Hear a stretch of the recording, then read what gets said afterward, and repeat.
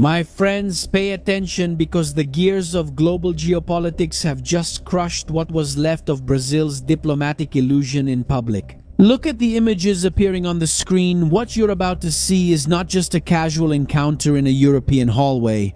This is not a scheduling error or a logistical delay. We are witnessing the absolute collapse in real time of a multi-billion-dollar international influence strategy that has just been reduced to an irrelevant corner of the picture. Did you see the image? Did you see the irrelevant one? He's wearing a hat. The image that is recorded for everyone to see on social media and in foreign ministries around the world at this very moment is that of an empire turning its back on Brazil. Today is July 16th. June 2026, and we are at the end of the second day of the G7 summit hosted in France. Remember, I announced this in the previous video. The clock shows late afternoon in Europe, and the official image that is now appearing for you again from the meeting, the infamous family photo, has just exposed the rawest and most violent of truths. President Luiz Inácio Lula da Silva of Brazil was openly and deliberately ignored by Donald Trump. Analyze the image, observe the gestures, the desperation, and the obvious disregard. He looks like a second-rate republic among the kings of the world. The man who sets the pace for the West pretended not to see it all. We need to dissect Lula Silva. It was humiliation, because the fall in prestige of a nation doesn't happen with a declaration of war. It happens with silence, with indifference, and with being methodically sidelined on a stage where only the giants have a voice. And no one is going to talk about this on Globo, not on Jornal Nacional, not on Angelica's show. But we need to analyze this with the technical detachment the situation demands. And this is where we get into the first level of our analysis. But before that, subscribe to the channel, turn on the notification bell, and leave a like on the video because it takes a lot of work to make it. You need to ask yourself why Emmanuel Macron's invitation, which was sold by the mainstream media as a colossal triumph of our diplomacy, actually turned out to be a perfect trap of isolation. Look at the level of the operation that was set up. The Brazilian government tried to arrange this meeting in France as a final move. The president changed his entire schedule. He moved up his trip, took the presidential plane, and arrived early in France for one sole purpose: to force a meeting with Donald Trump in the corridors. The strategy was to intercept him, to approach the American president before the official schedule took over. But is summit diplomacy a ruthless ecosystem? It's not enough to arrive early if you don't belong at the main table. The leaked behind-the-scenes footage, which the Indians, through Prime Minister Narendra Modi, ended up immortalizing on their official social media accounts, showed the anatomy of desperation. The Brazilian president approaches the group. He greets the British Prime Minister, Keir Starmer. He waves, smiles, and tries to infiltrate the circle of power that gravitates around Trump. Macron, the host, even tries to broker a connection. He mumbles a few words to organize the flow. And what does Trump do? Watch closely. He walks right past. He ignores the existence of the Brazilian delegation. He prefers to cross the room to greet the representative from Japan. The president of Brazil spends the entire sequence turned toward the American leader, seeking the slightest eye contact. Just a sliver of attention, for God's sake. And when the photographers ask everyone to pose for the historic photo, the result is a lesson in visual geopolitics. Trump in the center, setting the serious tone of the scene, and the Brazilian leader pushed to the opposite edge, squeezed to the limit of the frame. Take a look, everyone. It's practically cutting off his little hat. Look, if the camera lens were just a centimeter tighter, Brazil wouldn't even be in the picture. It's the embodiment of a diplomatic dwarf struggling for oxygen. It's like that friend of yours at the party who smells bad, but no one has the courage to tell him to go home and take a shower. And when a failure of this magnitude happens on foreign soil, the internal propaganda machine goes into absolute desperation mode. The media tries to do immediate damage control, and it's essential that you understand the mechanics of lying. The official excuse talks about damage control and strategic decision, but behind-the-scenes documents and the history of the last few weeks reveal something much more serious: the Flavio Bolsonaro factor. Journalist Malu Gaspar, the unofficial spokesperson for these damage control narratives, the unofficial spokesperson for Lula's government, published a column that is an insult to the intelligence of any political analyst. The theory being sold is that the Brazilian leader traveled to France without officially requesting a meeting with Trump because he weighed the risks and decided it wouldn't be a good idea to insist on a meeting. The column has the audacity to claim that the president preferred not to push for a formal meeting so as not to create expectations and not to damage Brazil's image, delegating the task to the Minister of Industrial Development and Trade, Marcio Elias Rosa. Note the seriousness of this contradiction.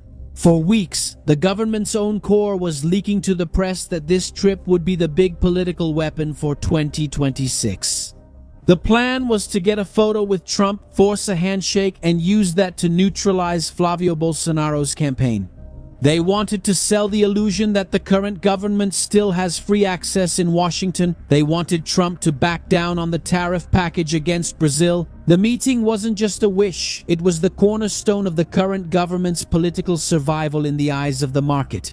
To say now and shrug that they didn't really want it is to play out the fox and the grapes fable on a presidential scale. He wanted the grapes, moved up his flight to get the grapes, stood in the corner of the room begging for the grapes, and when he was ignored, he had the media say the grapes were sour. Brazil spent millions on the logistics for this trip only to come back empty-handed. If you think the main issue in this story was the fact that Trump didn't shake the Brazilian president's hand in the photo, just wait and see, really. The United States Department of State is already treating our country's leadership as a product past its expiration date. Focusing the real negotiations on other figures and ignoring the agendas that Brazil tried to impose on the world, we need to look at who was really negotiating. In France, the president of Ukraine, Volodymyr Zelensky, who wasn't even officially invited into the exclusive G7 group, was there. He had extensive bilateral meetings, spoke directly with Trump, aligned interests with the European powers, and monopolized geopolitical attention. The G7 from the American perspective is focused on the war in Ukraine, tensions with Iran, and containing China. These are the issues crucial to global survival. Meanwhile, the Brazilian delegation tried to push an agenda that Washington already disregards. Trump's message by ignoring Brazil is methodical and intentional. The Oval Office sees the current Brazilian government as an issue that will end at the end of this year. For high-level American diplomacy, sitting at the table with the current Lula administration is a waste of time and a loss of political capital. The American side has already turned the page.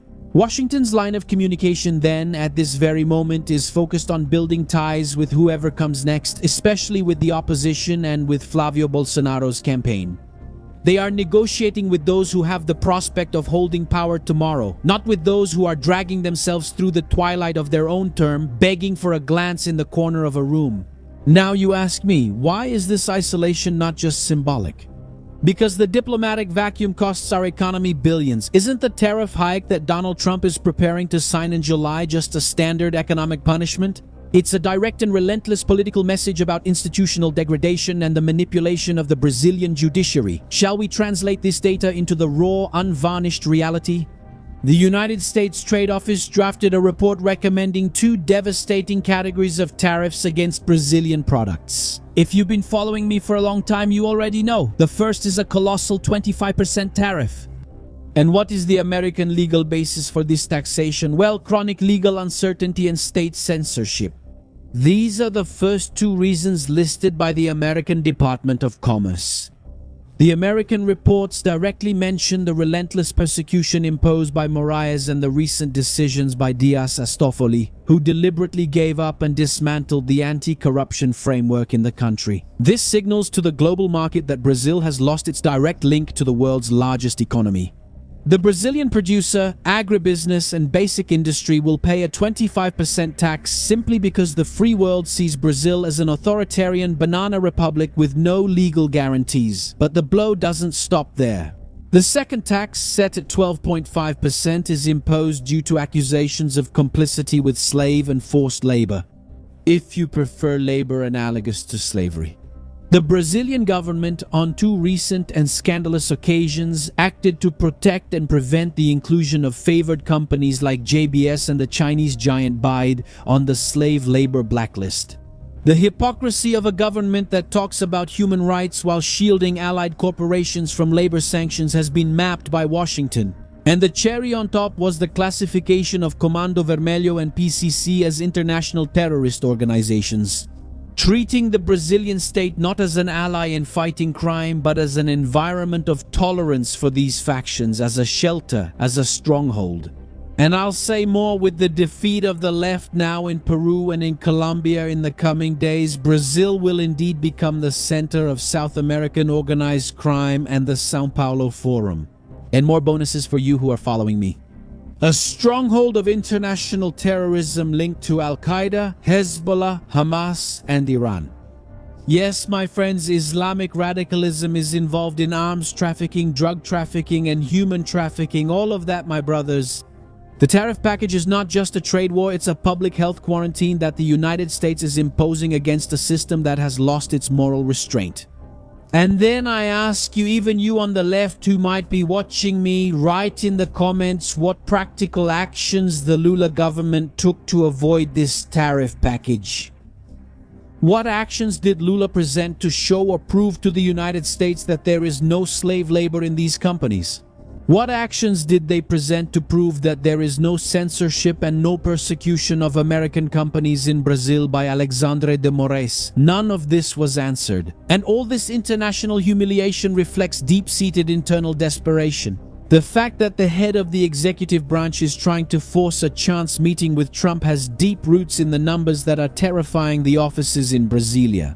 And this is where the rising narrative of our analysis starts to look like checkmate. The system even tried to use recent opinion polls to cover up the disaster. The Quest survey released shortly before the trip tried to inject artificial enthusiasm into the base, stating that 47% of those interviewed believed that the current government represented patriotism better compared to 37%. Does this mean Flavio Bolsonaro is responsible? Nonsense. They wanted to arrive at the G7 with these numbers in hand to show Trump that the left still had control of the narrative. But American diplomacy reads raw intelligence, not commissioned headlines. The escalation of tension happens because the failure to ease this new package of tariffs destroys the government's last pillar of economic support. The miscalculation was brutal. By arriving early without a confirmed agenda, Brazil gave up its institutional dignity. By being snubbed by Trump, Brazil showed weakness, and the direct consequence of this will be felt at Brazilians' kitchen tables and at the polls. The weakening of agribusiness due to tariffs and the clear perception of subservience abroad will be the main fuel for the opposition in the coming months. The diplomatic dwarf has proven to be not only voiceless abroad, but also without a shield to protect the country from the looming economic abyss. And with Trump in command of the United States, the frightening question that remains is, who is really calling the shots in the Brazil-United States relationship behind the scenes in Washington right now? If the official embassy has been reduced to nothing more than a paperweight, we are facing a diplomatic phenomenon that I am going to name right here and now. And pay close attention to this, because this image defines the current stage of our country on the global chessboard. We are suffering from the soundproof glass syndrome. Burn this into your head because it is irreparable. The soundproof glass syndrome happens when you are inside the room with the powerful. You gesture, you shout, you smile, you try to cross the red carpet to be noticed. But the global powers look right through you as if you were a faulty hologram. You have the credentials to enter the party, but you've been locked in a diplomatic aquarium where your voice doesn't reverberate. The world doesn't negotiate with those behind the glass. The world ignores those who don't have the strength to break through the barrier of relevance. And that's why, in the face of this shameful scenario, I want to call upon all of you, the elite who understand geopolitics without the filters of activist media. Go down now to our comments section, destroy the system's narrative and state our verdict. Type in all caps, diplomatic dwarf. Make the algorithm understand that we don't buy the damage control excuse. Make this historical record the mark of a government that diminished Brazil in the eyes of the world. The system uses censorship and media distraction to cover up these facts on open networks. They want you to believe it was just a scheduling problem. Don't be held hostage. Access my exclusive platform completely free from censorship, our Bunker de Inteligência. More than 3,000 analysts fund the truth here and work daily on mapping what really happens behind the scenes in Washington, Brasilia, and around the world. Point your phone now at the QR code on the screen or click the link in the description and in the first pinned comment. And for those who follow me and are part of our unbreakable community which keeps growing, we've prepared some big news. The launch of our newest channel in partnership with my friend Davio Amis Omaskani from Canal Viva Israel marks the kickoff of creating the largest community of elite analysts on all of YouTube called Ponto de Ruptura. And to come in shaking up the system, we're calling on all of you to subscribe there right now. Link in the description, in the first pinned comment, and also in the card that will appear here on your screen. Well, help us reach the goal of 100,000 subscribers in 30 days to prove the strength of our analysis. Now stop wasting time choosing a movie or a series to watch after a stressful day. Access our channel with tips on series and movies, a fantastic, clean and precise curation so you can just enjoy with your family without woke culture, without whining. The best tips on the best movies, and right now I'm recommending a tough series that takes woke culture apart. The most enjoyable moment of our chat? Focus on me here, production, and subscribe to the channel. Turn on the notification bell and leave your like on the video because it takes work to make it, and the system hates it when we grow. Now shield your mind. I'm Shimon Oliveira and I'll see you in the next video. See you then.